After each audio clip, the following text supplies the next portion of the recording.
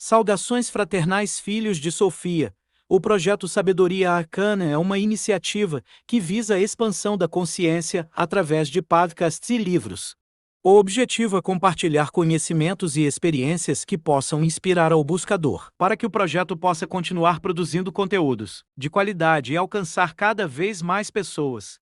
É necessário contar com a colaboração financeira dos ouvintes e leitores que se identificam com a proposta e valorizam o trabalho realizado.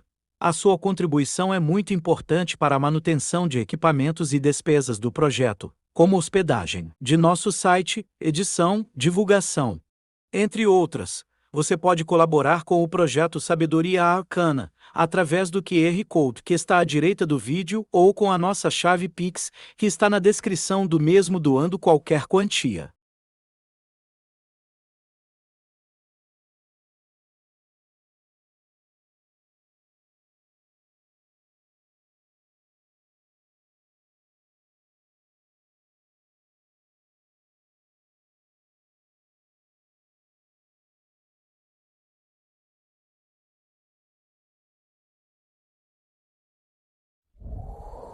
O selo Sabedoria Arcana tem a honra de apresentar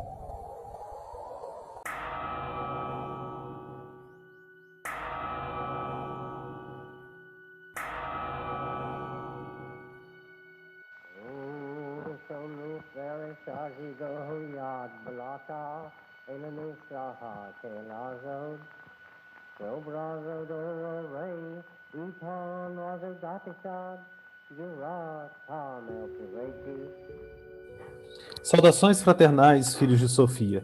Diretamente dos Aions Primordiais, iniciamos um novo episódio do podcast do Projeto Sabedoria Arcana, que visa trazer um pouco do conhecimento arcano para vocês, via livros e este podcast.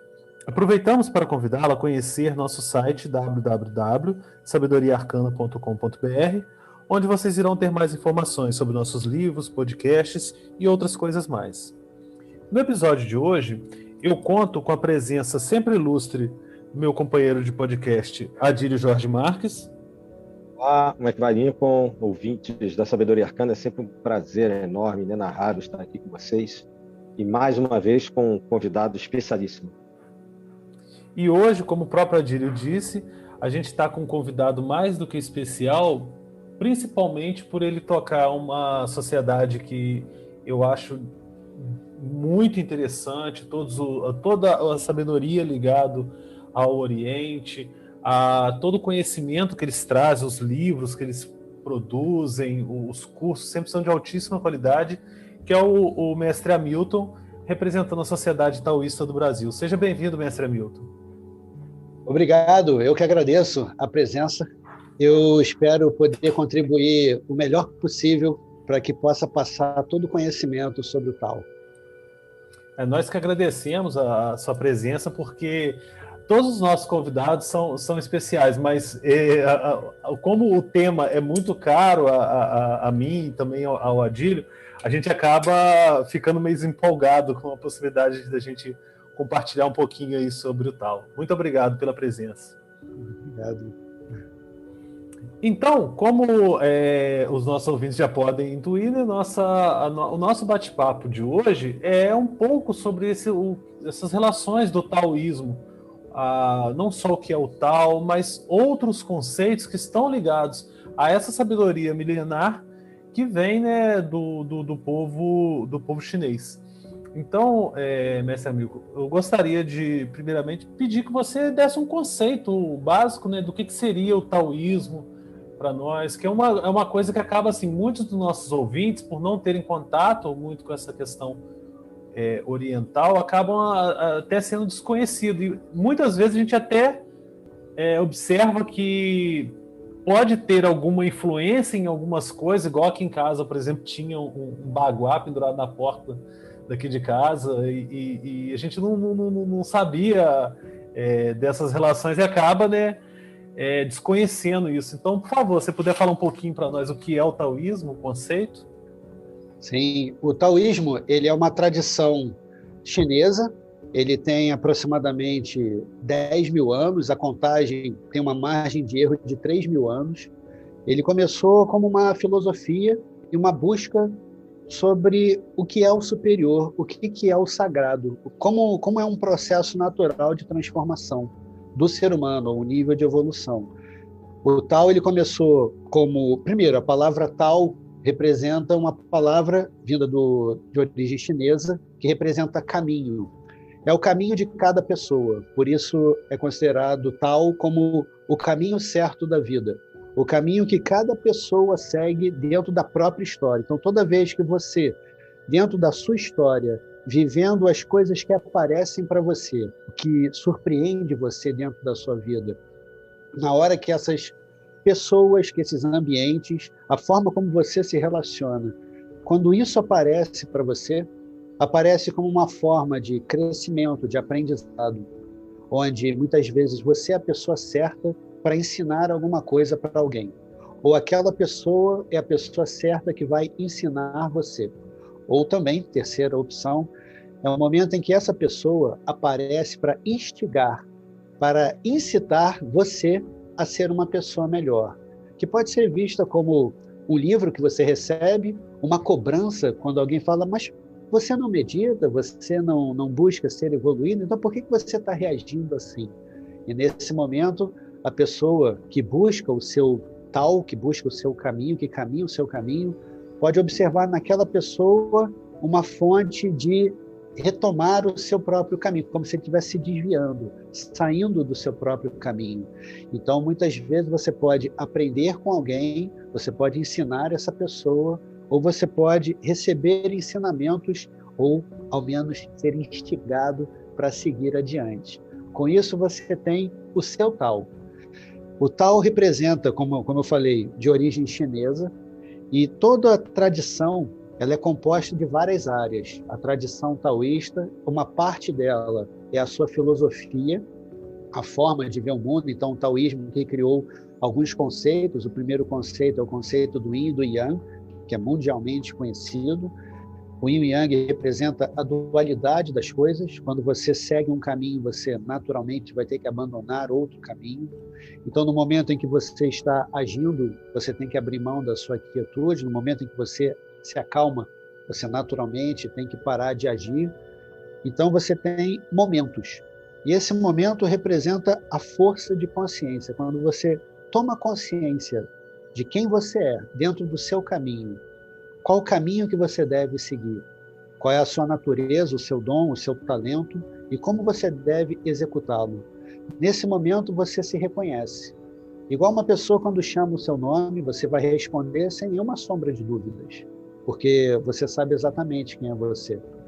Nesse momento, no caminho do seu nome, você tem Tao. Agora, quando você tem que decidir uma coisa dentro da sua vida, às vezes parece que o Tao não aparece para você, então você tem que voltar a atenção para a sua respiração, para a sua tranquilidade, para você naturalmente encontrar o seu caminho. Quem você é dentro daquela situação, dentro daquele local, dentro daquela história. Isso representa a sua filosofia, isso representa o Yin e o Yang. E você vai construindo, não só pela filosofia, mas pela execução. Então, dentro da tradição, além da filosofia, o taoísmo oferece a magia, o reconhecimento de todas as energias do mundo interagindo, onde você não vive apenas um caminho linear, você depende de várias pessoas. E nós começamos pelos nossos ancestrais. A maneira como nós entramos no mundo conta muito. Então, quem foram os seus pais? E os seus pais tiveram uma época, tiveram uma vida, uma história, e eles foram criados pelos seus avós. Então, você vai de geração em geração, entendendo que cada geração tem uma história, tem uma limitação, tem uma restrição, tem também conceitos. Você entende que várias pessoas nasceram, sobreviveram, se reproduziram, até chegar a você. Então, representa a sua primeira linhagem, seus ancestrais ou seus antepassados. E você pode entender que os seus ancestrais espirituais, que nesse caso você migra, por exemplo, algumas pessoas têm a tradição cristã, budista, taoísta, hinduísta, eles também são representantes dos seus ancestrais. Então, isso são os seus antepassados. Várias gerações trouxeram aquela religião até o dia de hoje. E se uma pessoa hoje se torna um cristão, um budista, um hinduísta, um taoísta, é porque essa tradição ela não acabou. Essa linhagem, essa religião, ela não foi interrompida. Assim você tem, dentro da tradição taoísta, a filosofia, você tem a magia de entender a circunstância, a conexão que você tem com o mundo inteiro, e isso torna uma religião. Então, o taoísmo pode ser visto como uma religião, como uma filosofia, mas ela, antes de tudo, é uma tradição. Já que o taoísmo é muito grande, você escolhe qual é o caminho que você segue dentro do taoísmo. Ou melhor, até melhorando a frase, como que o taoísmo pode servir você dentro da sua caminhada. É assim que a gente entende o que é o taoísmo, resumindo, né, de uma forma bem rápida, bem sintética, o que é a tradição taoísta. É interessante essas relações que, assim, algo que até você comentou que eu não tinha me dado conta ainda, nesse conceito de taoísmo, essa relação de antepassado, da linhagem de antepassados, que acaba, né, contribuindo para esse caminho também. Eu não tinha me atentado a esse fato. Muito interessante esse ponto. Você quer fazer alguma pontuação, Adílio? Olha, isso é bem interessante mesmo, né? O Ernst Milton tocou na questão das polaridades yin yang, que provavelmente são um aspecto mais comum, né, mais exteriorizado do taoísmo. Claro que muitas das vezes se comercializa, se divulga, né, o símbolo, inclusive, sem um maior conhecimento, com toda essa profundidade, como o Ernst Milton já colocou aqui. E quando a gente fala dessas polaridades e fala dessa antiguidade, a gente vai acabar chegando numa questão que também se coloca de maneira muito comum e às vezes superficial, de uma alquimia taoísta. O que mais ensina e se chama de alquimia, se o mestre Hamilton pudesse me esclarecer, essa é uma dúvida que eu já tenho há muito tempo. Sim, o taoísmo ele é conhecido, em parte dele, pela alquimia. Então, entendendo o que é alquimia, você vai ter alquimia dentro do Oriente e a vista pelo Ocidente. As duas trabalhavam a imortalidade, a busca pela imortalidade. A diferença é que os antigos alquimistas, no caso do Ocidente, buscavam não apenas a imortalidade, mas como que aquilo acontecia, qual era o elixir, qual era o ingrediente secreto, que era chamado de princípio M, o que é isso na terra, na água, no ar, em 4 elementos, sendo que nesses 4 elementos eles buscavam a origem disso. Diferente dos antigos taoístas que praticavam a alquimia através da observação da natureza, tendo que uma montanha, uma árvore, tem a capacidade de viver ou de durar mais tempo do que um ser humano. Então, eles buscaram entender o mecanismo e a conexão. Sendo assim, eles perceberam que os elementos não eram apenas os 4, como são conhecidos, mas os 5 elementos. Um deles representava a própria árvore, ou, principalmente, a sua respiração, o vento, que é o ar em movimento. Nós percebemos um vento através do movimento da árvore, quando a árvore está balançando. Quando você pega o conceito do vento, que é o ar em movimento é a sua respiração. E é justamente a percepção da alma, porque só uma alma, quando está dentro do corpo, é que ela consegue puxar o ar. Um corpo sem alma não consegue respirar, não faz o coração bater, não renova as células. Então, o princípio da vida estaria na alma. Então, você tem a conexão. Enquanto alguns alquimistas, principalmente no Ocidente, buscavam um único elemento que restaurasse a longevidade ou que criasse a imortalidade, os antigos taoístas eles buscavam a harmonia entre os elementos.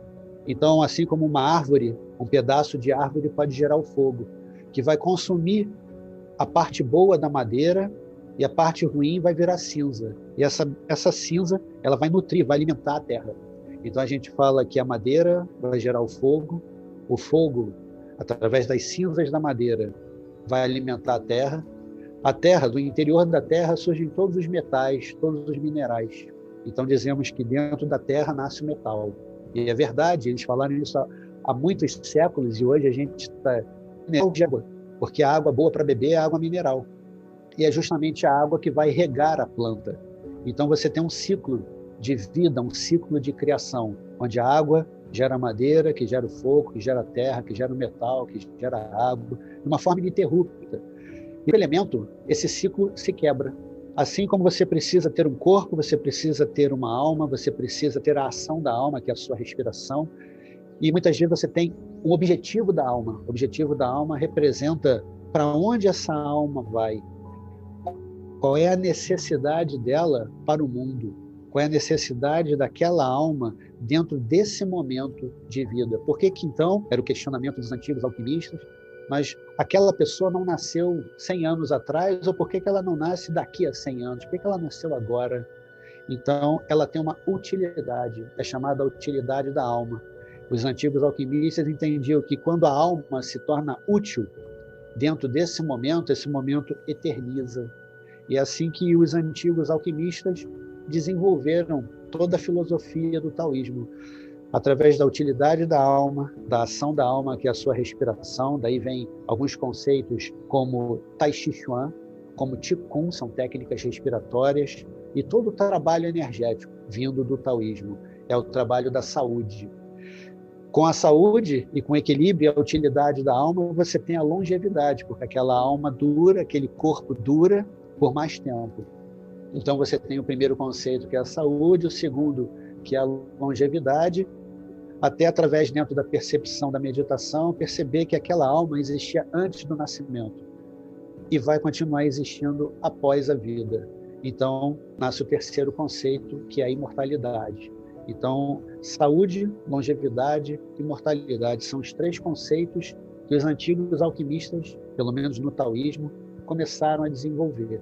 Então, ao invés de procurar um remédio único para que pudesse gerar, ele era produzido internamente. Então, é a diferença da alquimia externa para a alquimia interna. Inclusive, a alquimia externa era utilizada pelos taoístas através das ervas.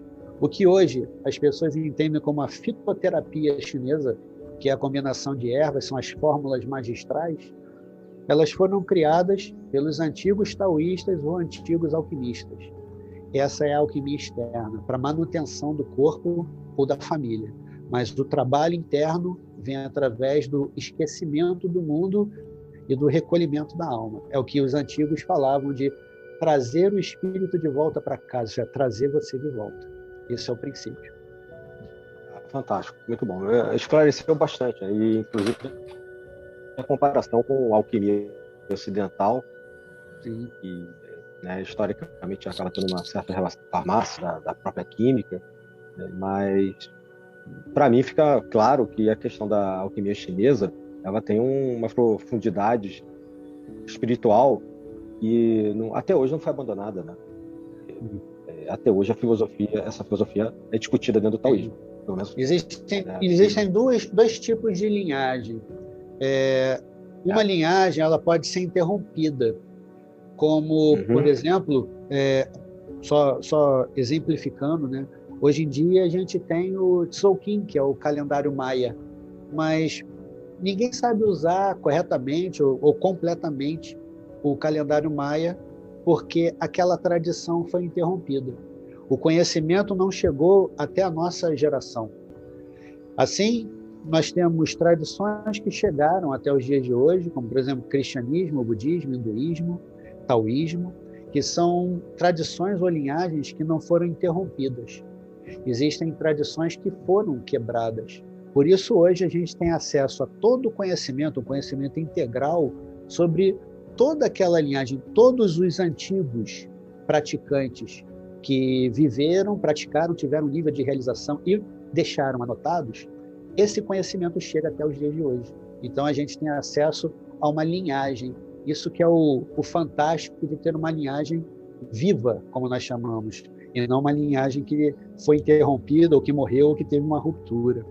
Assim, a gente tem uma plenitude do conhecimento, o que, para a gente que estuda bastante, que busca colocar em prática o que os antigos praticavam, para a gente é fantástico, porque tem todo o conhecimento correto. Para isso, o taoísmo ele valoriza 3 coisas: o caminho que você tem, o ensinamento que você recebe e uma linhagem. A linhagem, geralmente, é uma linhagem viva, é a linhagem dos mestres, onde você seria favorável que toda pessoa tivesse um mestre vivo, que praticou, que caminhou o seu próprio caminho e que hoje, como mentor, pode ajudar você a caminhar o seu. Então, é uma linhagem viva, é um ensinamento vivo e um caminho para você. Se faltar um desses 3, dificilmente a pessoa consegue ter uma realização. Porque se ela tem um caminho, mas falta conhecimento, ela não avança. Ela tem um caminho, tem conhecimento, mas não tem um exemplo, que é a linhagem, às vezes ela tem dificuldade ou não tem segurança.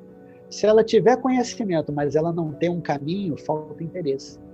Então, é necessário que essas 3 qualidades, ou 3 requisitos sejam necessários e completos para que uma pessoa possa caminhar o próprio caminho, que ela possa ter uma realização no qual ela sente, ela tem a percepção da realização. Não porque contaram para ela, mas porque ela sente dentro dela. Essa questão da sensação é até interessante, porque às vezes a pessoa, a gente vê muitas pessoas que às vezes sentem erroneamente de estar numa situação superior do que necessariamente está, e às vezes é por ausência mesmo da sabedoria ou do exemplo, e outras pessoas já têm uma percepção errônea de achar que talvez não esteja avançando, e também acaba faltando um desses pontos. Só um comentário sem contar essa questão aqui, né, da linhagem. Quase ninguém fala, né, sobre isso. Aí eu até queria fazer uma colocação para o mestre Hamilton. Se existe uma linhagem, então, existe uma remissão do passado, né, uma transmissão que vem do passado até os nossos dias. A gente pode afirmar que também as obras, os livros que eram estudados há muito tempo atrás, talvez há milênios, continuam disponíveis para aqueles que quiserem seguir o caminho taoísta. Não sei se é uma pergunta que faz sentido, né? Mas, por exemplo, Tao Te Ching e outros são obras que são recomendadas para quem quiser estudar o taoísmo, ou quais seriam essas obras? Sim, dentro do taoísmo são vários livros, em média 1.200 livros que que chegaram até os dias de hoje. Então, desses 1.200, lógico que alguns foram desdobramentos do anterior. Então, se você puder resumir, vamos supor que a pessoa precise, como na época antiga, onde alguns mosteiros eram destruídos por causa de guerra ou mudança de poder, então os monges eles tinham que fugir. Era muito comum cada monge decorar uma parte de um livro, um capítulo, por exemplo. Então, eu decorava um capítulo, outro monge decorava outro capítulo, e a gente marcava um encontro. Daqui a um ano, a gente se encontra em tal lugar.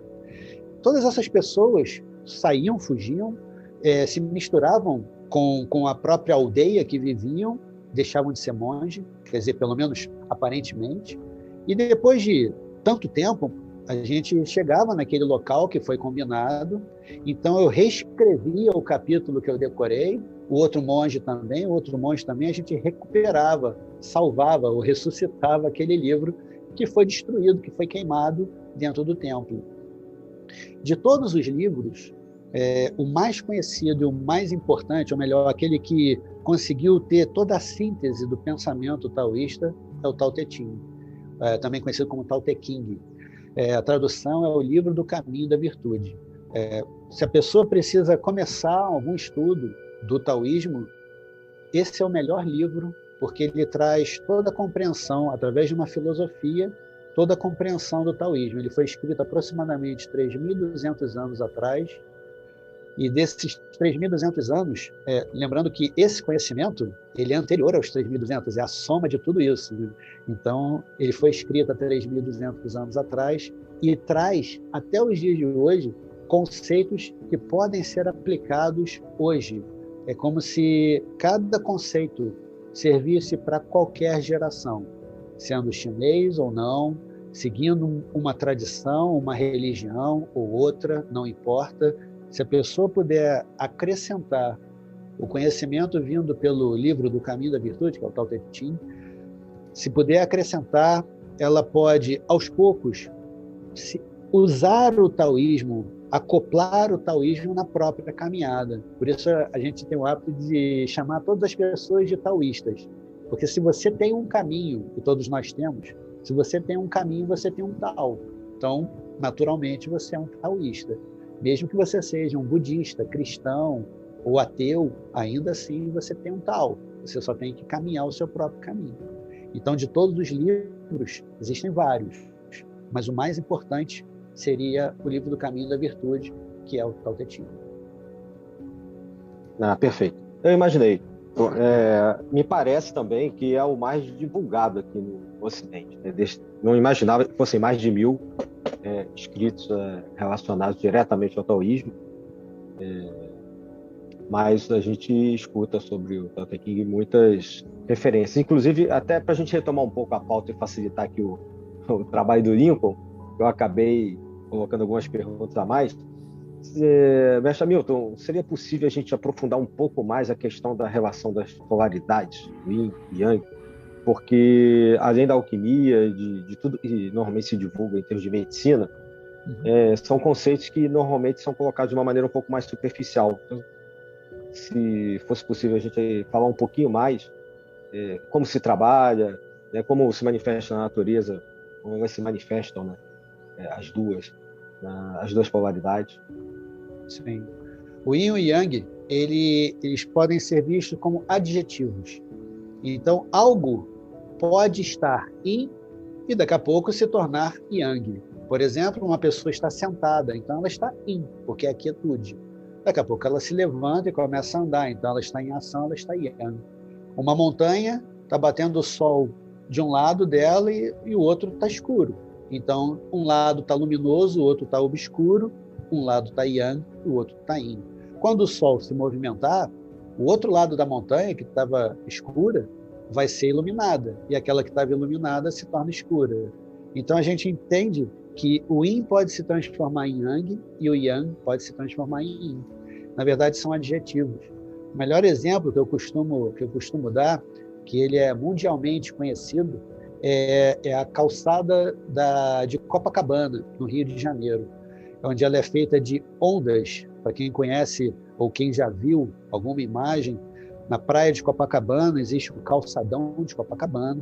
Ele é feito de ondas pretas e brancas. Quando você caminha, é muito comum você encontrar crianças brincando. Então, tem uma criança que ela anda apenas na parte escura. E uma outra criança, que geralmente é o amigo, está andando apenas na parte clara. Quando a gente olha isso, a gente vê o Tao. Algumas pessoas se esforçam em caminhar apenas um caminho.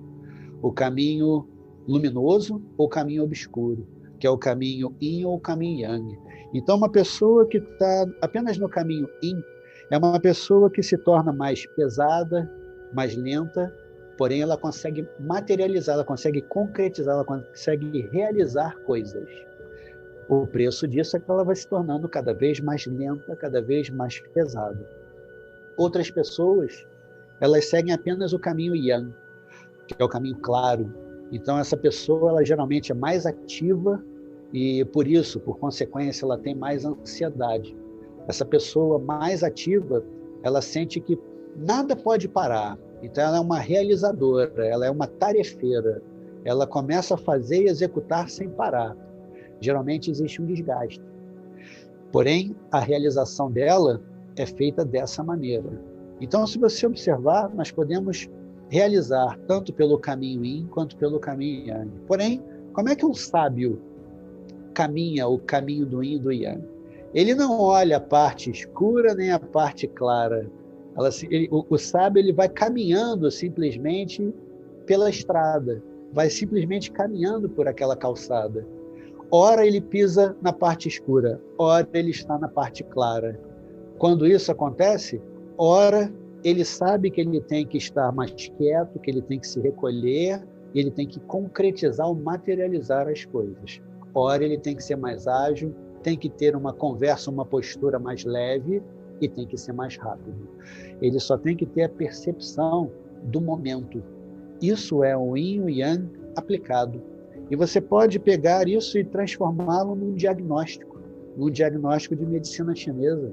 Como o paciente chega, será que ele chega muito quieto, cabisbaixo, olhando para baixo, com o corpo recolhido? Então ele tem uma energia mais yin. Ou ele chega extremamente ativo, o coração batendo rápido, o olho bem arregalado, ele não consegue parar, então ele está totalmente yang. Então, sabendo o que está acontecendo, você sabe então como agir. Como médico, por exemplo, sabe como harmonizar aquela pessoa. Está com excesso de yang, precisa de um pouco de yin. Está com excesso de yang, está com excesso de yin, precisa de um pouco de yang. Então, ele vai equalizando, equilibrando, harmonizando a pessoa. Isso é feito dentro de uma pessoa, dentro da própria casa, através do Feng Shui, que é também conhecido como Feng Shui.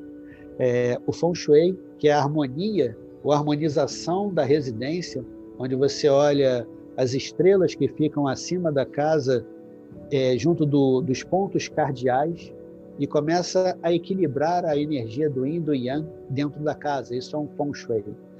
Você pode usar o Yin e o Yang dentro da casa, você pode usar o Yin e Yang dentro de um consultório, assim como você pode enxergar a vida como Yin e Yang. Você pode observar o dia e a noite. Qual momento você deve agir? Em que momento você deve agir? Assim como qual é o momento certo para você descansar ou se recolher. Assim você mantém a sua saúde e o seu equilíbrio. É dessa maneira que a gente, por consequência, né, por responsabilidade ou consciência, você vai harmonizando o Yin e Yang aonde você estiver. Por isso, o Yin e o Yang, eles são adjetivos. Você só tem que percebê-los. Para isso, mais uma vez, é manter a sua consciência ativa, tomada de consciência, para você saber em que momento você está, aonde você está pisando e quem é você dentro daquela situação. É uma situação rápida, ágil e yang, e você, no seu momento, no seu tempo, você está quieto, calmo, tranquilo, você está yin. Então, talvez você seja compatível, talvez você seja incompatível àquele momento. É assim que a gente vai se harmonizando a cada situação, a cada pessoa, a cada ambiente. É assim que é o nosso relacionamento, até mesmo com o conhecimento. Existem dias que você não consegue estudar. Existem alguns momentos do dia que você consegue absorver um conhecimento, outros não. Então você só tem que perceber isso e equalizar.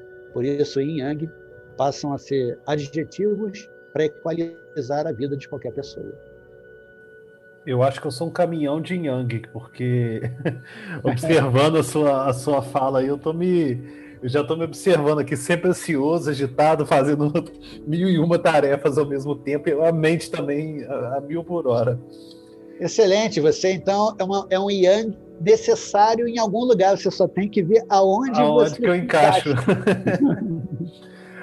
Mas eu achei também boa essa sua fala, porque o que a gente acaba vendo no senso comum é sempre achar que Yin e Yang eram polaridades e excludentes, no ponto assim, o positivo, negativo, masculino, feminino, que em algum momento eles se encontram, mas que são duas instâncias separadas, e a gente observa que não.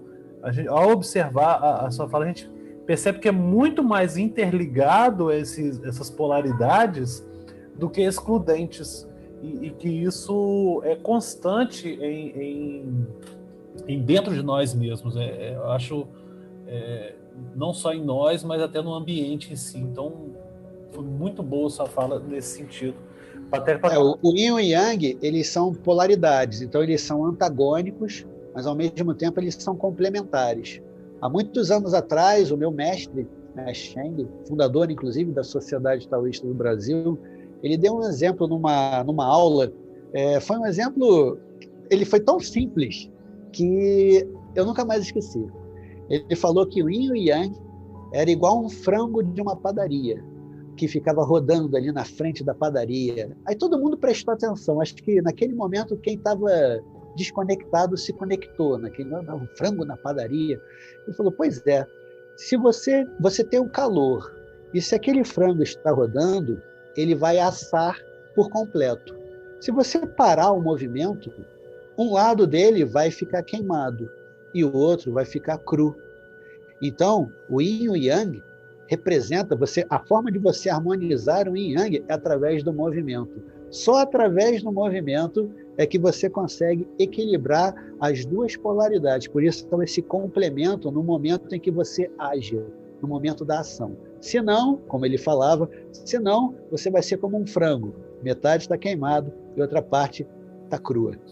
Eu nunca mais esqueci essa frase. Essa daí Nunca mais. nova para mim. Nunca mais vou ver um frango da mesma maneira. Depois dessa. Eu chamava esses negócios de frango de televisão de cachorro. Os cachorrinhos sentam ali e ficam observando, né? Mas agora, você tocou num ponto que eu achei a questão da ação, do movimento, mas ao mesmo tempo eu fiquei encucado aqui com outro conceito que é dentro do taoísmo, que é a da não ação, do Wu Wei. Não sei se eu estou pronunciando correto, mas eu gostaria que você falasse um pouco sobre essa questão da não ação dentro dessa condição do taoísmo e de toda essa circulação de movimento, de energia e tudo mais. Sim, o Wei representa a não ação. Na verdade, ela pode ser traduzida também como uma ação sem intenção. O que é uma ação sem intenção? Por exemplo, uma pessoa está num ponto de ônibus e, de repente, ele vê a mãe e uma criança. E a mãe está cheia de bolsas e sacolas e ela não está conseguindo controlar a criança, que, por um outro lado, sem controle, ela está indo em direção à rua, justamente no momento em que o ônibus está chegando. E aquela pessoa, quando está parada no ponto de ônibus, vendo aquela situação, ela vai correr, segurar aquela criança e tirá-la da rua. Sendo que, naquele momento, ela agiu sem intenção. Ela não tinha intenção de parecer um herói naquele dia, não tinha intenção de impressionar a mãe, não queria nenhuma recompensa, ele não queria ser visto, aplaudido, ele simplesmente fez porque precisava ser feito. Isso é uma ação sem intenção. Nesse momento, a pessoa agiu com o Wei. Ação sem intenção, ou não ação. É diferente de quando eu quero pedir alguma coisa para alguém, de uma forma bem manipulada, eu preparo um jantar, eu preparo o melhor prato, o prato que ele mais gosta, e no meio do jantar, então, eu faço uma proposta. Naquele momento, a pessoa até se sente mal porque ela percebe uma armadilha, ela percebe uma emboscada ali. O prato principal era ela que precisava de alguma coisa dela, talvez um empréstimo, talvez uma ajuda, alguma coisa. Nesse momento, não teve ação sem intenção. Então, a diferença da ação e a intenção está naquilo que você projeta. O que o coração age? Mas você pode perguntar, mas Hamilton, dentro do mundo, eu não consigo agir sem intenção o tempo todo. Lógico, se a gente vai até o ponto de ônibus, a gente tem a intenção de pegar determinado ônibus. Se a gente ligou um podcast, a gente tem a intenção de ouvir aquele podcast, de aprender aquele conteúdo, de absorver e crescer, evoluir. Então você tem uma intenção. Você só tem que perceber se essa intenção são 3 requisitos. Se ela é correta, sincera, profunda. Se ela estiver correta com a sua caminhada, se ela for sincera, ela tem Wei, ela tem ação sem intenção. Correta, sincera, profunda. Isso é o quanto que vai transformar tanto você quanto o outro. Tanto aquela pessoa que está praticando quanto o outro. O que você vai compartilhar e beneficiar? Se você tiver uma intenção sincera, correta e profunda, ela naturalmente está alinhada com a ação sem intenção. Porque a ação sem intenção, ela acontece principalmente no trabalho interno. Quando você volta a atenção para a respiração, sem alterar o ritmo da respiração. Quando você fecha os seus olhos numa meditação, sem a intenção apenas de se iluminar, simplesmente de trazer o espírito de volta para você, de tomar consciência. Quando você faz um Tai Chi Chuan ou qualquer prática de arte marcial, de uma forma bem fluida, espontânea, assim como um bailarino, uma dançarina que se expressa por naturalidade, por dom, por talento, ele se expressa com o wei, com ação sem intenção. Então, toda vez que você agir por naturalidade, por consequência, você está agindo através do wei. E quando você tem que ter uma intenção, para que você não se perca totalmente, observe se aquela intenção, se aquela decisão que você vai ter, se aquela reflexão, se ela é sincera, correta e profunda. Assim é a maneira que você tem de, após a atenção, após a ação, você restaurar o seu estado genuíno, o seu estado interiorizado. Assim você não se perde dentro do seu tal, dentro do seu caminho. Se eu não me engano, é um filósofo que até traz um pouco desse conceito de agir sem esperar nada em troca foi o Kant, com aquela questão do imperativo categórico e da questão de como se deve agir nas questões éticas dele. E como a gente vê, né, que muito do pensamento ocidental ele é fruto de questões que foram antecipadas pelo Oriente em muitos anos antes. Então, é importante a gente observar essa influência. É interessante isso, é de suma importância. Só uma observação, achei interessante isso que o Lincoln colocou, porque não é comum a gente ver nos currículos acadêmicos o estudo da filosofia oriental, assim como também da própria história oriental, os cursos de história, né?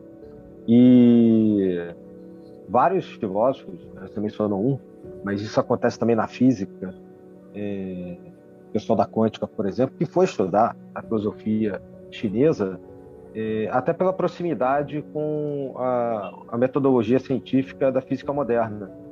Mas só que isso não é muito falado. E é interessante pontuar isso, o quanto seria importante um aprofundamento da filosofia oriental. Tem até um certo preconceito que muito grande acadêmico.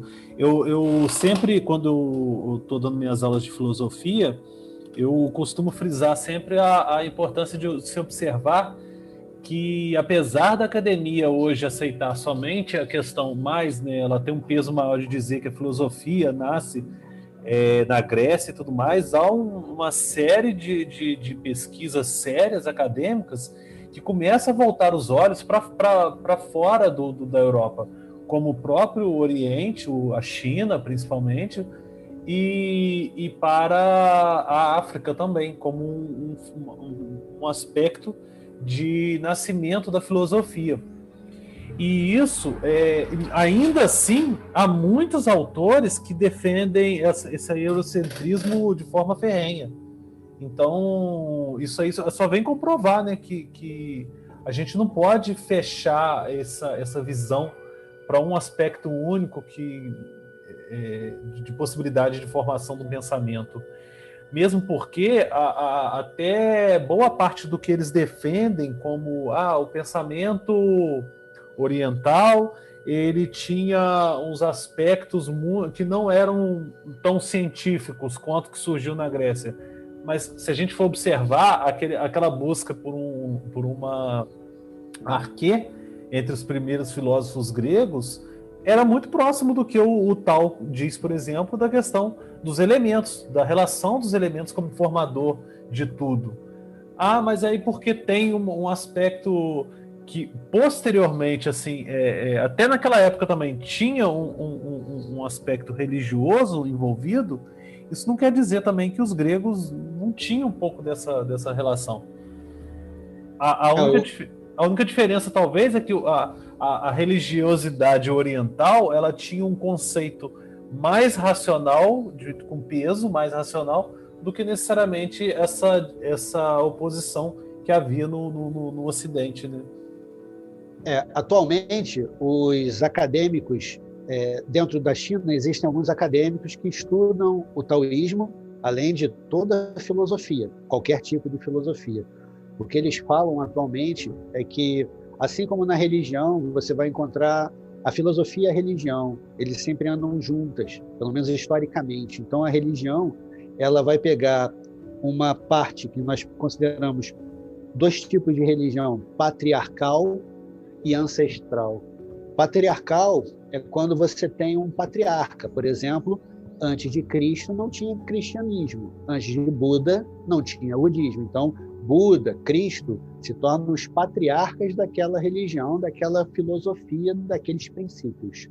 Enquanto que existem religiões patriarcais, você tem religiões ancestrais, que os ancestrais daquela pessoa já praticavam. Ninguém sabe quando começou, porque um aprendeu com o outro. Eu aprendi com meu pai, que aprendeu com meu avô, que aprendeu com o bisavô, e assim geração por geração.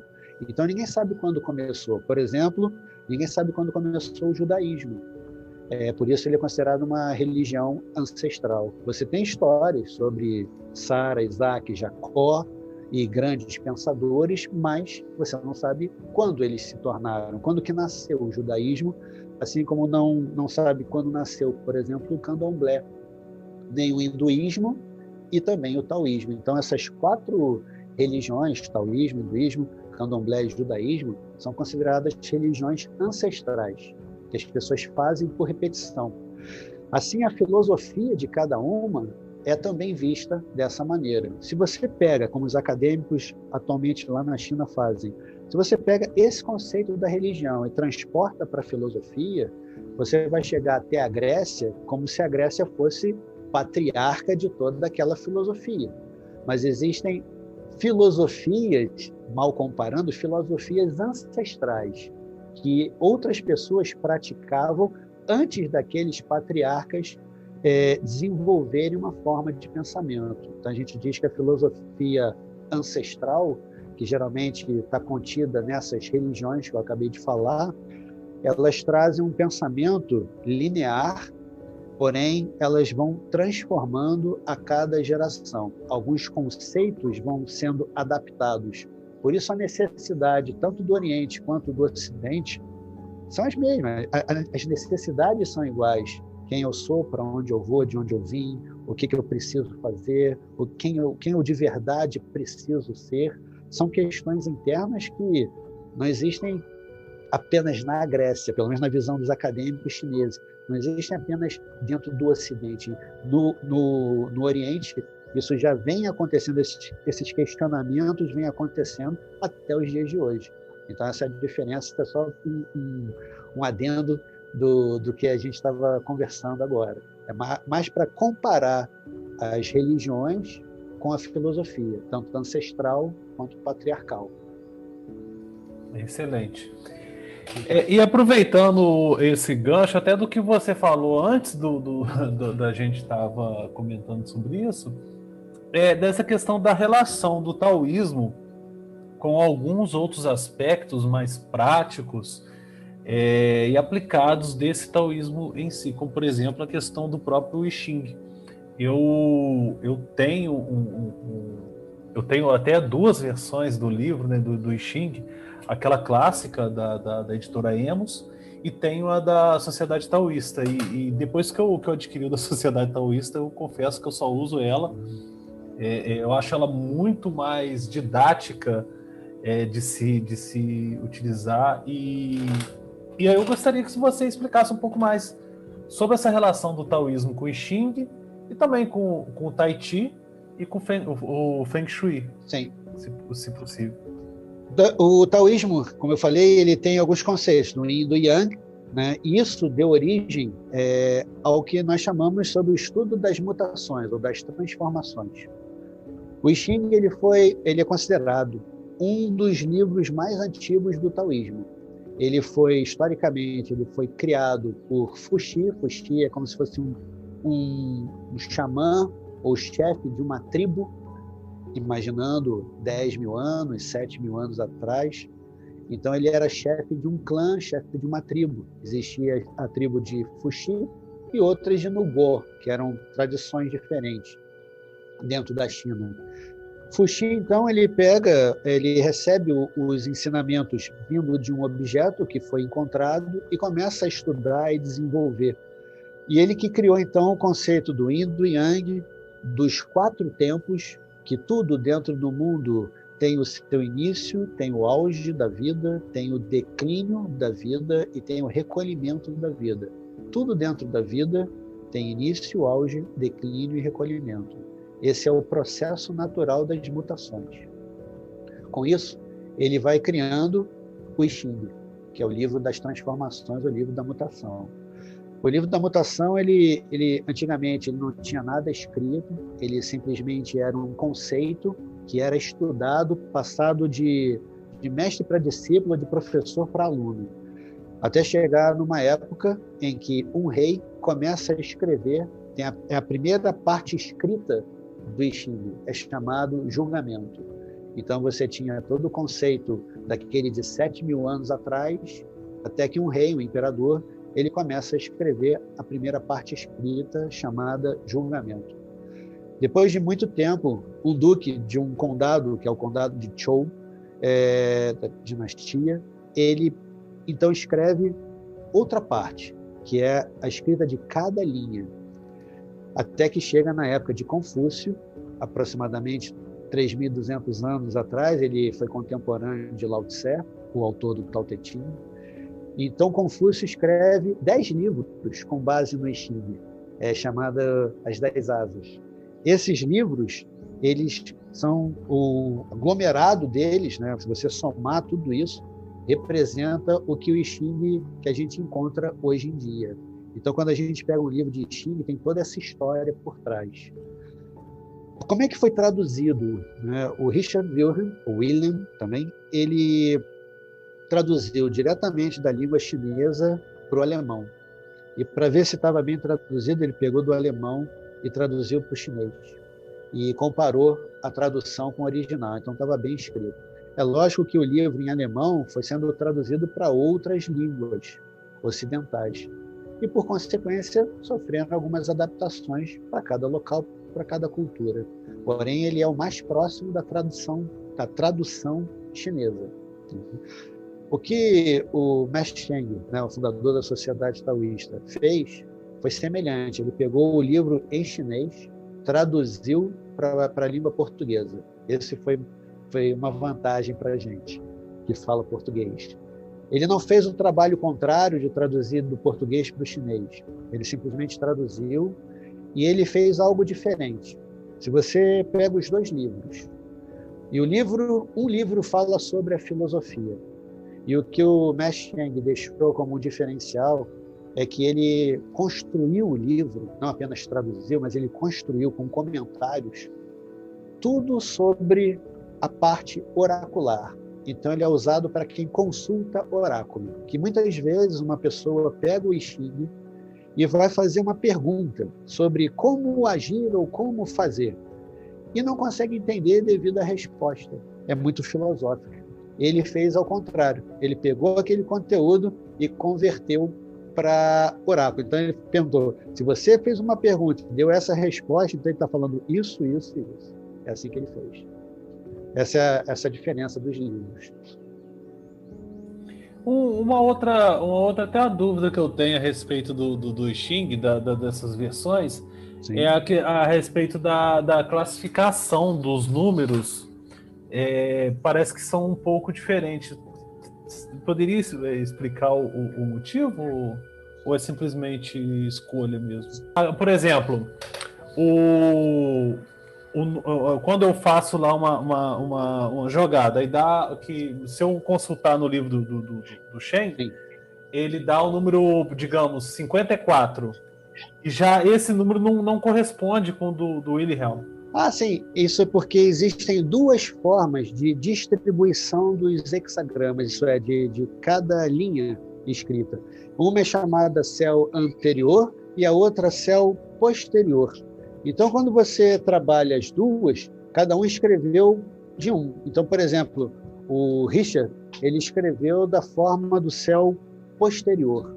Então, com isso, ele executa uma construção de hexagramas, onde um vai gerando o outro. Já no livro do Mestre Cheng, ele faz a adaptação para o céu anterior. O que isso significa na prática? A resposta é a mesma, apenas a distribuição é que faz essa diferença.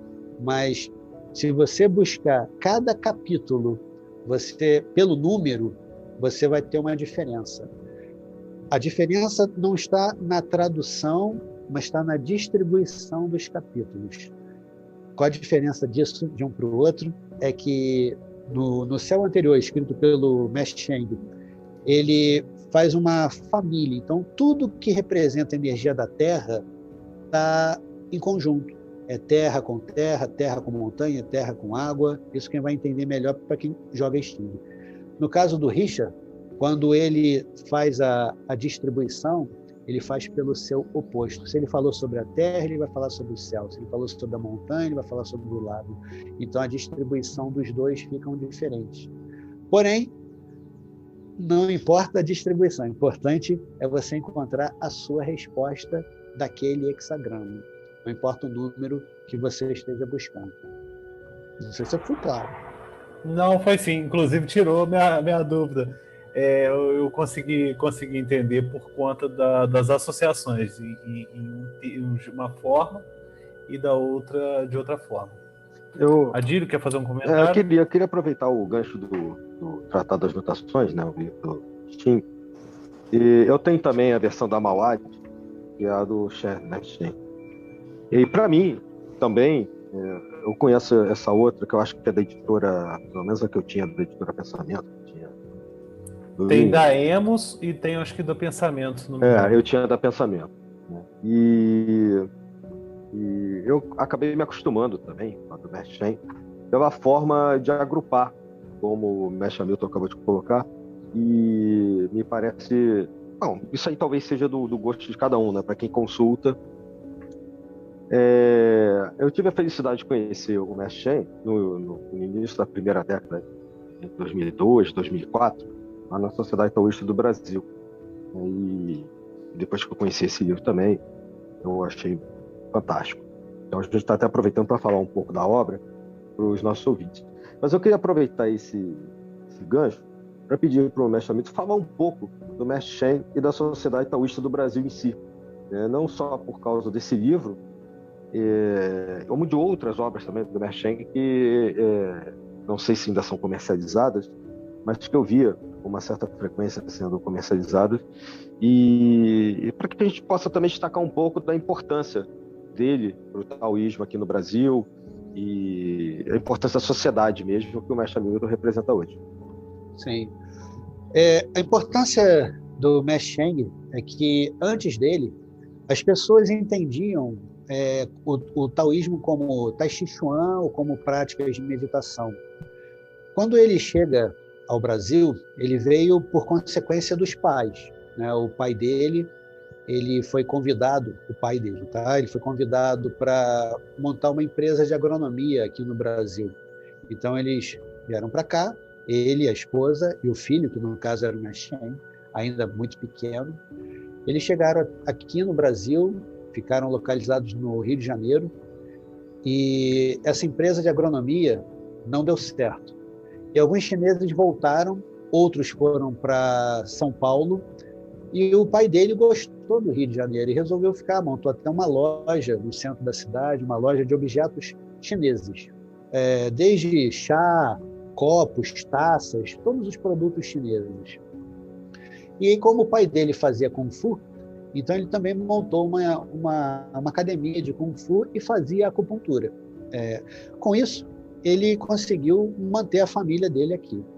O Cheng, ele foi crescendo, ele foi aprendendo todas as artes marciais com o pai, foi também o primeiro professor de acupuntura dele, sendo que quando ele tinha aproximadamente 14 anos, ele teve um problema na perna, e inclusive foi o pai dele que tratou. Sendo que nesse período do problema na perna, principalmente no quadril, ele não conseguia se mexer, não conseguia sair da cama. Então ele começou a ler revista em quadrinhos, gibi. E ele recebia as revistas de um tio dele, lá da China. E o que ele mais gostava era um herói taoísta, no qual o bonequinho lá, o herói, ele fazia várias coisas, voava num dragão. Então ele se interessou pelo taoísmo, começou no gibi. Até que ele depois que ele cresceu, ficou bom da perna, e ele começou a buscar o taoísmo. Aí, com isso, o pai dele deu uma lista de mestres e mandou ele para a China. Aí ele voltou para a China, começou a estudar com esses mestres por um tempo e voltou aqui para o Brasil. E quando ele voltou, ele começou a dar aula de Tai Chi, ele começou a fazer as coisas do taoísmo, sendo que o diferencial dele é que ele trouxe tanto a filosofia quanto a parte religiosa. O que ele fez? Ele viu que o Ocidente como um todo era muito escasso de conhecimento. As pessoas faziam, às vezes, sem saber o que estava fazendo, o porquê que estava fazendo. Simplesmente fazia Tai Chi Chuan por causa de uma sequência, ele não entendia o porquê da sequência. Então ele pegou todo o conteúdo do Tai Chi, com os professores que ele teve lá na China, e começou a explicar passo a passo cada movimento, o porquê de cada movimento, a sincronia com a respiração, o movimento adequado, a postura. E gradualmente o Tai Chi Chuan dele começou a ficar mais técnico. Ele fez isso, ele pegou todos os livros que ele teve acesso na época dele e começou a fazer a tradução para a língua portuguesa. Por isso também o I Ching foi um deles. E ele dava aulas sobre isso. Então, não bastava ele fazer a tradução, como ele dava aula e explicava passo a passo sobre o que significava cada conteúdo. Só como um exemplo, uma vez eu estava fazendo uma tradução de um livro, eu e um outro rapaz, e esse rapaz ele me ligou, ele falou, olha, eu não estou entendendo aqui, porque esse livro ele pode estar falando sobre um remédio ou sobre um coelho de jade. Olha só como é que a tradução fica. Eu falei, não, mas o correto é coelho de jade. Aí ele falou, coelho de jade? Eu falei, porque o Sheng falou que dentro da lenda taoísta existia um coelho que era feito de jade, que produzia remédios, que gerava a imortalidade. Nesse caso, a gente estava traduzindo um livro de fitoterapia, de ervas chinesas. E com isso, a gente só conseguiu colocar a tradução coelho de jade por causa das explicações do mestre Sheng, porque ele trazia detalhes de cada ideograma, de cada sentido da frase, do que significava e de todas as variações de tradução. Então, se hoje a gente tem um conteúdo, mesmo que um conteúdo mais erudito, nasceu por causa dele. Então, hoje a gente tem um taoísmo mais voltado para a parte filosófica, religiosa e prática. E esses três segmentos, eles nasceram por causa do esforço pessoal do Mestre Sheng, essa importância dele aqui no Brasil. Tanto é que, há muitos anos atrás, ele foi à China e ele recebeu um reconhecimento pelo trabalho que ele estava fazendo no Brasil. Porque, como os chineses falavam, aqui na China, falando em chinês, a gente não consegue passar o conteúdo na velocidade e na profundidade que você passa em outra língua. Ele tinha um pouco de ego dentro da prática pessoal dele, naquele momento aquele ego dele cresceu, porque ele se sentiu orgulhoso do trabalho que ele estava fazendo. Um trabalho que, para a gente, era apenas um conhecimento, né, a mais sobre o taoísmo. Lá na China, o grau de importância dele foi bem grande.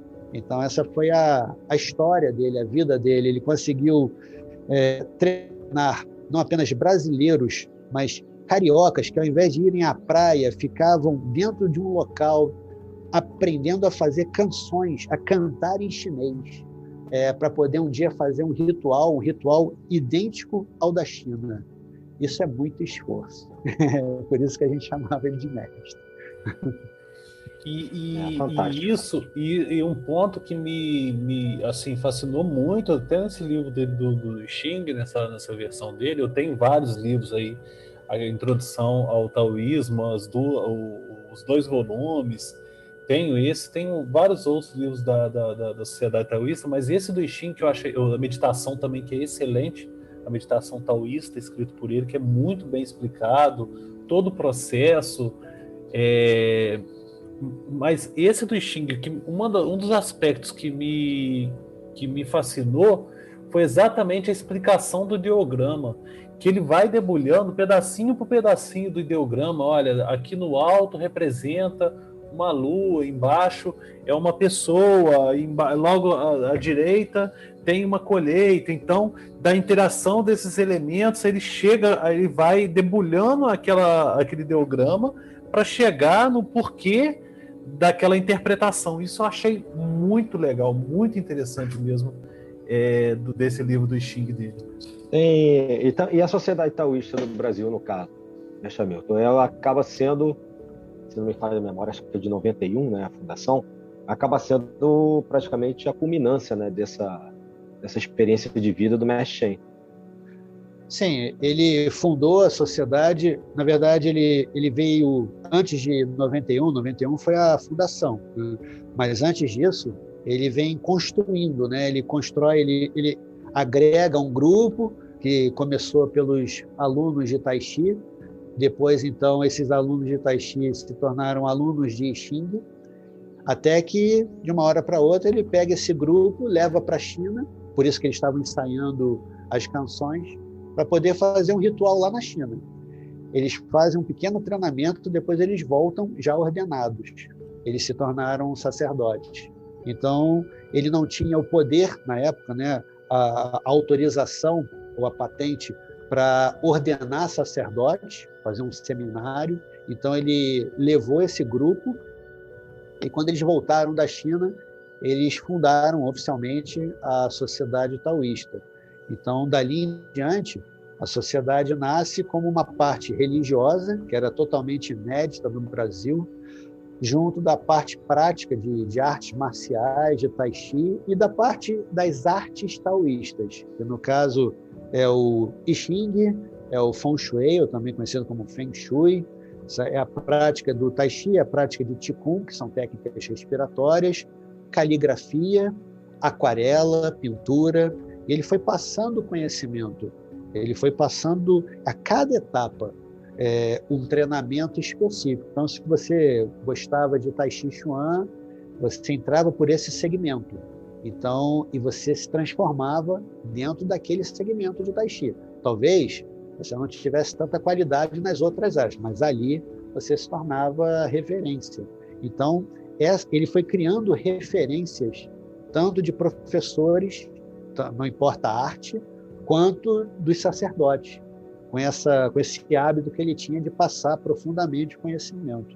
E assim, todas as artes taoístas foram abrindo, e ele foi um dos primeiros a trazer a astrologia chinesa aqui para o Brasil, e com isso as pessoas acessarem um conhecimento de astrologia totalmente diferente, em vez de ser com os astros, como a gente conhece, era com estrelas, inclusive estrelas do outro hemisfério. E ainda assim funciona aqui no nosso hemisfério. E com isso ele conseguiu transportar e traduzir muito conhecimento taoísta. Por isso era a importância dele, e a sociedade taoísta passa a ser então essa referência.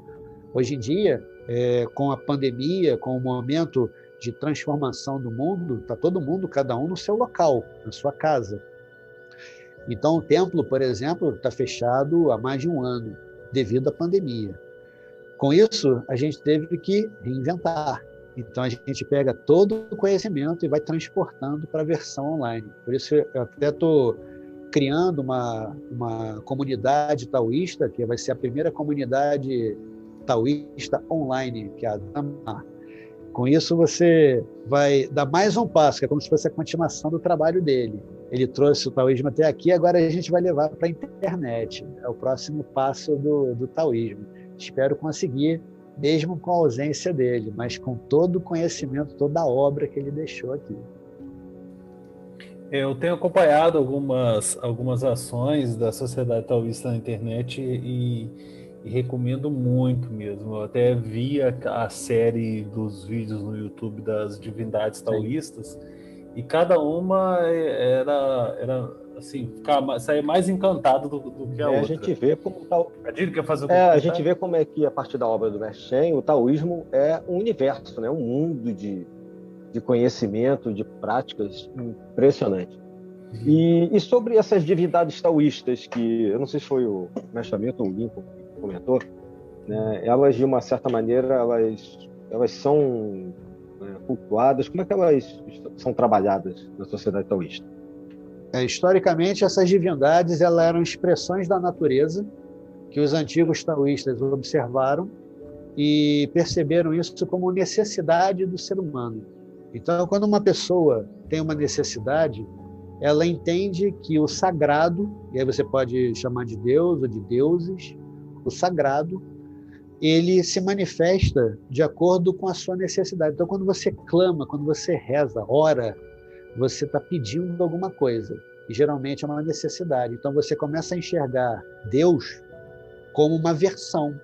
Então, por exemplo, uma mãe, por exemplo, que está do lado da cama de um filho doente, ela vai rezar para Deus para que Deus possa curar aquele filho.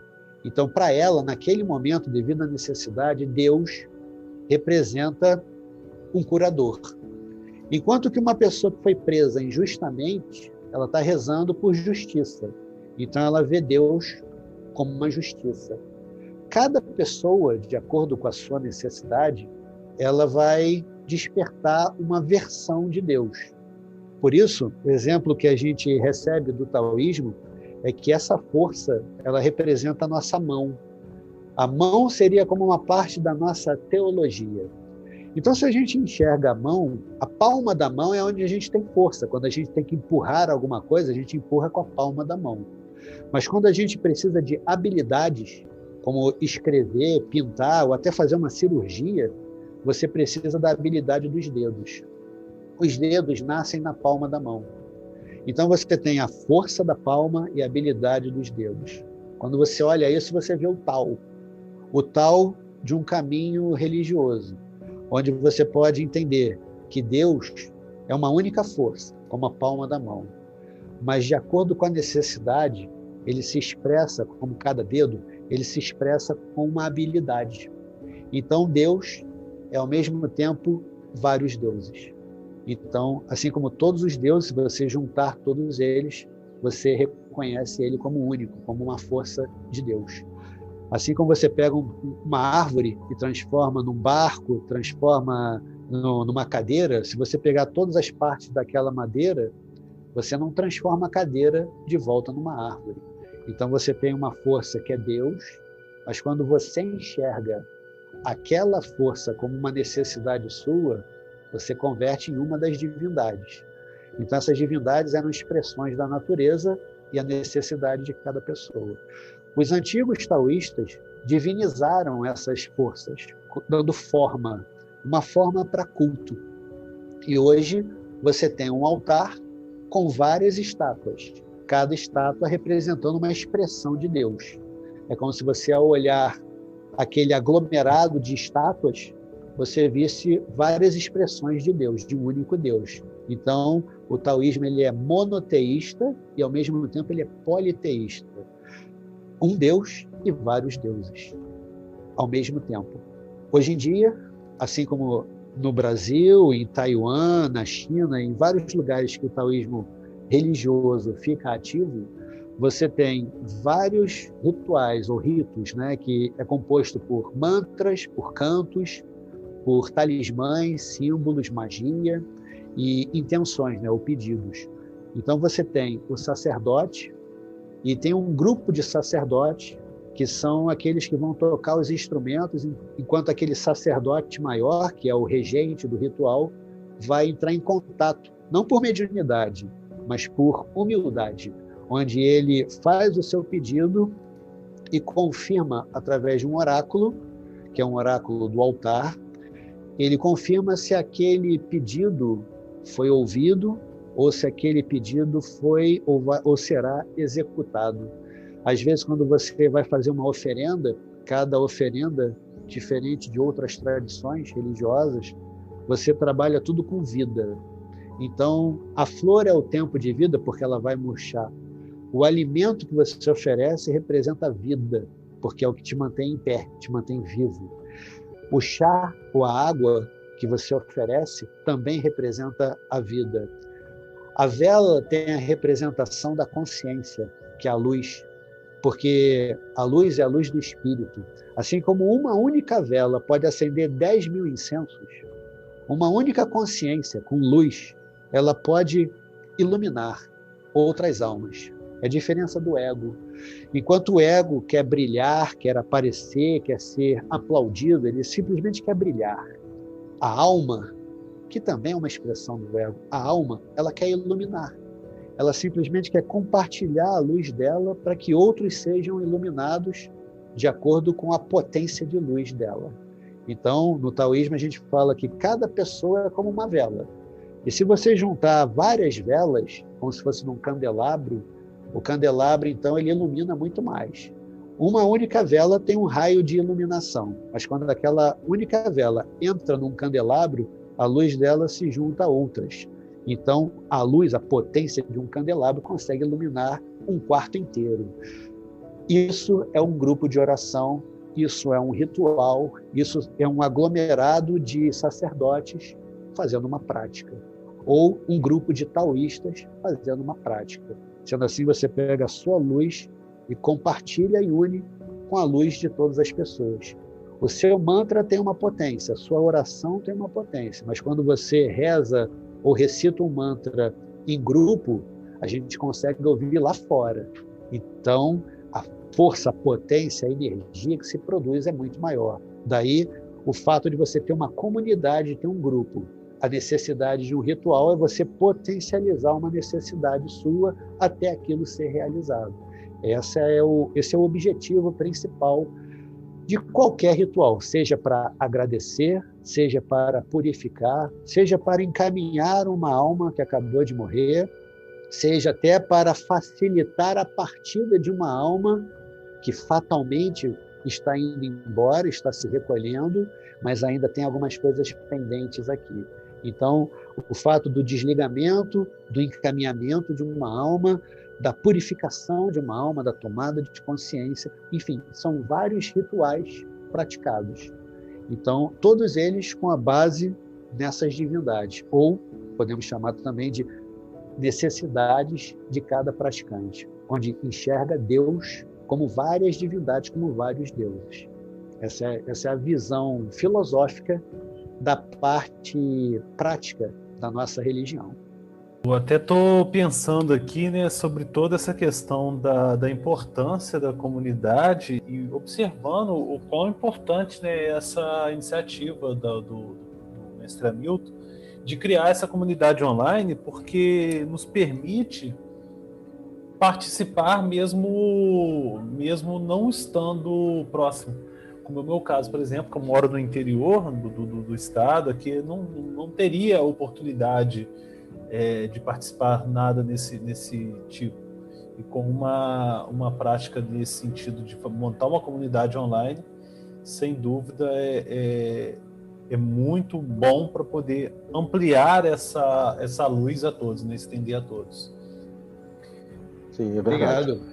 Obrigado. Espero poder avançar com isso e oferecer o melhor possível, até para que as pessoas tenham todas as práticas taoístas, porque quando a gente migra para o online, muitas coisas ficam para trás.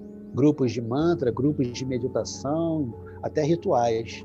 Então, através dessa comunidade, eu quero transportar tudo isso para a casa de cada pessoa, para que ela possa sentar e sentir, receber aquilo e poder participar mesmo à distância.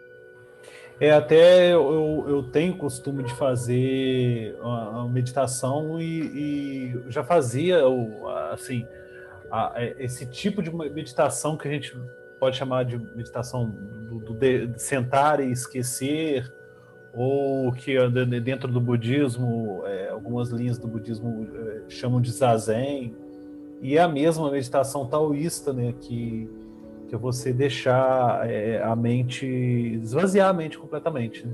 Sentar e esquecer. E o livro até que vocês editaram e publicaram, traduziram, editaram e publicaram, sempre foi um auxílio muito grande em vários aspectos.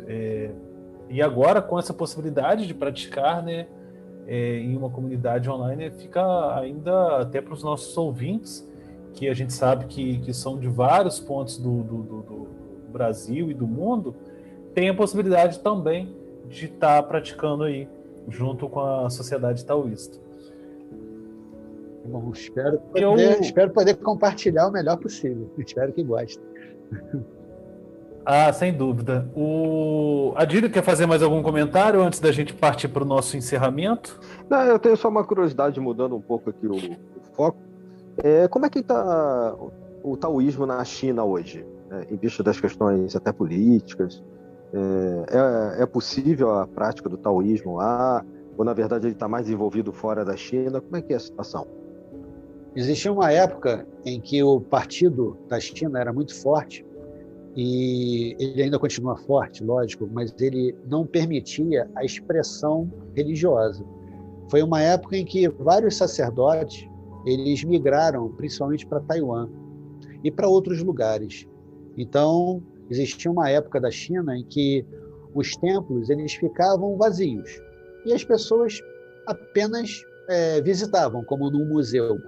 Aqueles que escolheram o caminho monástico, isso é, se tornaram monges, eles poderiam morar naquele local, mas não podiam expressar através de rituais, por exemplo. Enquanto que em Taiwan era livre e poderia fazer os rituais à vontade. Então, o nível da parte religiosa em Taiwan cresceu bastante. Depois de um tempo, a China foi abrindo mais, permitindo mais a expressão dos monges. E hoje em dia um monge pode andar de manto pelas ruas sem nenhum problema. A diferença de um para o outro é que, da China para Taiwan, por exemplo, é que dentro da China, ele hoje em dia pode fazer ritual. Por exemplo, alguém deseja fazer um casamento. Em Taiwan, você vai perguntar para o sacerdote ou para o monge, olha, quanto é um casamento? Ele vai dar um valor. Na China, até por administração do governo, o monge, alguém quer casar, ele vai até o monge e fala, eu quero casar. E o monge vai falar, quando? Ele vai falar o dia. Mas ninguém vai falar sobre valores, porque até hoje o monge ele não pode cobrar nada. Caso aquela família, aquele casal queira doar alguma coisa, é à vontade, é livre. Então, mas o monge ele não pode pedir ou cobrar ou exigir ou colocar uma tabela. Assim, é a parte financeira da diferença da China para Taiwan. Porém, o taoísmo como base, como conhecimento, ele está igual, idêntico. A diferença é que muitas vezes a pessoa, então eu vou viajar, vou lá para a China para conhecer melhor o taoísmo, ou vou para Taiwan para conhecer o taoísmo. E aí se depara com valores, com preços, com tabela, e pensa, nossa, que coisa estranha, não achava que isso era taoísmo, que isso fosse taoísmo. Mas o taoísmo em si, ele continua idêntico. Lembra que eu falei que alguns monges fugiam e reescreviam os livros? Porém, todos os livros estão escritos, tanto em Taiwan quanto na China. O acesso ao conhecimento, o acesso às práticas, às técnicas e ao desenvolvimento pessoal é igual em qualquer parte do mundo.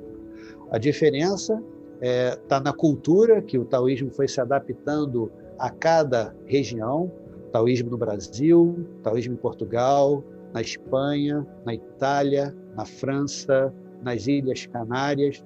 Então, você tem uma diversidade de cultura que absorveu o taoísmo, que adotou o taoísmo, e o taoísmo foi se adaptando à cultura local. Mas o ritual, o gestual e as práticas, essas não mudaram. Apenas a forma de explicar o taoísmo. Esse foi se adaptando a cada situação, a cada região. Na China, como ele está hoje, continua igual ao que sempre foi. Os chineses, eles praticamente nasceram taoístas, então não foram convertidos, então eles têm acesso muito mais rápido ao conhecimento taoísta, a esses 1.200 livros. A facilidade que eles têm, diferente da nossa, é que eles leem em chinês. Então, a compreensão deles é bem mais profunda. Enquanto aqui a gente perde muito tempo, no Ocidente, a gente perde muito tempo traduzindo e explicando até chegar a uma geração consciente. Lá na China, os chineses, pela facilidade da língua, se tornam conscientes do Tao mais rápido. Essa é a diferença do taoísmo no Ocidente e do Oriente. Aqui ainda está em gestação, vamos chamar assim, ele está ainda sendo construído, enquanto que lá já existe há muitos séculos e pela facilidade da língua o acesso é muito maior. Enquanto aqui a gente tem poucos livros traduzidos, lá eles têm todos. E é assim que a gente vai filtrando quais são os livros mais importantes, quais são os conhecimentos profundos e importantes ou necessários para que a gente possa trazer ou continuar trazendo para o Ocidente. Mas em relação ao taoísmo em si, está tudo igual. O importante, né, é que a tradição se manteve, mesmo aí com toda a dificuldade e tal, dos problemas aí ao longo da história chinesa e que nos permitiu hoje estar aqui debatendo sobre esse tema, né? Eu gostaria de agradecer imensamente a presença, a disponibilidade, o pronto atendimento do mestre Hamilton em atender a gente, em trazer um pouco de todo esse conhecimento taoísta para nós, para os nossos ouvintes. Muito obrigado mesmo. Em nome da Sabedoria Arcana, a gente agradece imensamente. Não tem nem palavras para expressar esse agradecimento. Vou passar a palavra para a Di também para fazer as suas ponderações, agradecimentos.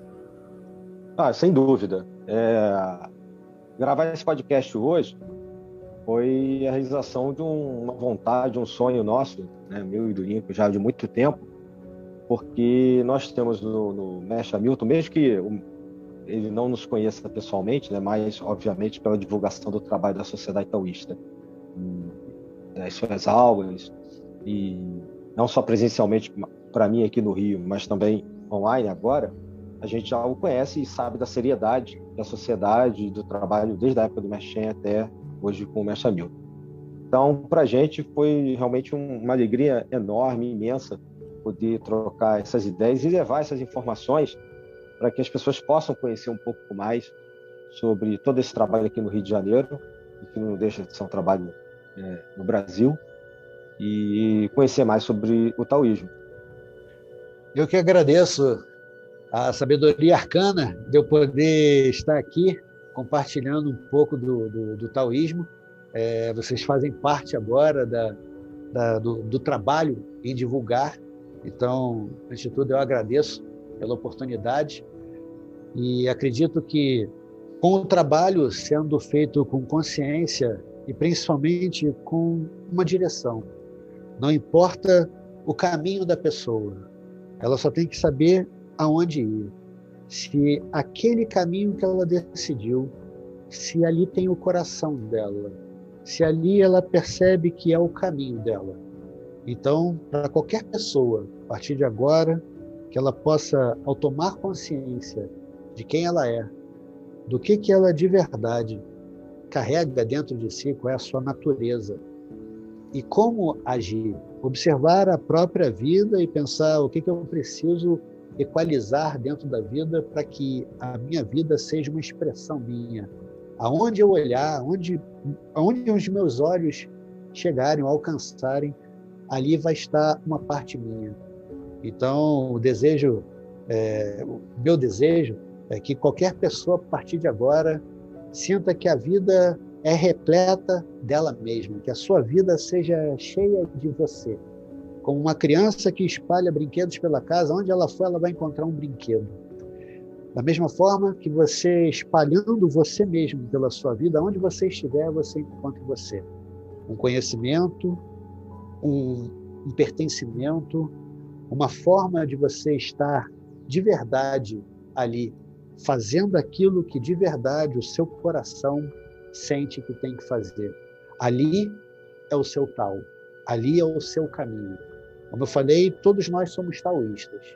Basta você perceber o seu caminho, o seu Tao. É dessa maneira que eu me despeço e agradeço imensamente, mais uma vez, pela oportunidade. Vocês falaram de contatos. Geralmente, a gente faz vários treinamentos, vários cursos, todo mês. E caso vocês queiram saber um pouco mais, o nosso site, que é a forma mais rápida de encontrar, é sociedadetaoistadobrasil.com. É dessa forma que é mais fácil de encontrar, além das redes sociais. Se você quiser saber passo a passo qual é o treinamento, qual é o curso, de que maneira a gente pode acrescentar na sua caminhada, acho que é por ali que você vai encontrar o nosso tal. O nosso tal. Perfeito. Muito obrigado, mestre. Mais uma vez, muito obrigado e um grande abraço fraternal a vocês, ao mestre Hamilton, ao irmão Adílio e a todos os nossos ouvintes. Obrigado.